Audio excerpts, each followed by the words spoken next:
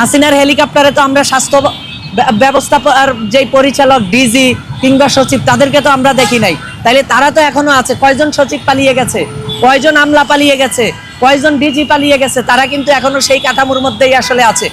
ফলে এখানের মূল কালপিটরা হচ্ছে এই আমলাতন্ত্র, এই রাষ্ট্রের যে কাঠামোগত বিষয়টা আছে সেইটা।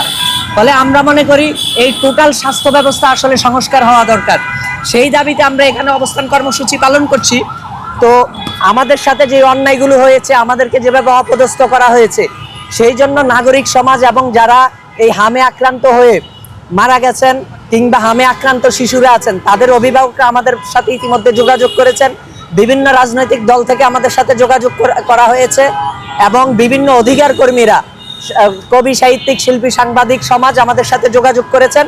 তারা আগামী পরশুদিন আমাদের এই অবস্থান কর্মসূচির সাথে সংহতি জানিয়ে শাহবাগে নাগরিক সমাবেশ করবেন বলে ঘোষণা দিয়েছেন, আমাদের সাথে সংহতি সমাবেশ করবেন।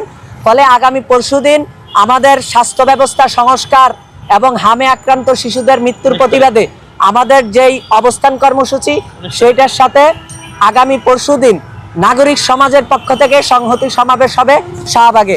আমরা বাংলাদেশের দলমত নির্বিশেষে সমস্ত নাগরিক সমাজকে আমাদের এই সংহতি সমাবেশে এবং আমাদের যেই দাবি, সেই দাবির সাথে একাত্মতা পোষণ করার আহ্বান জানাই।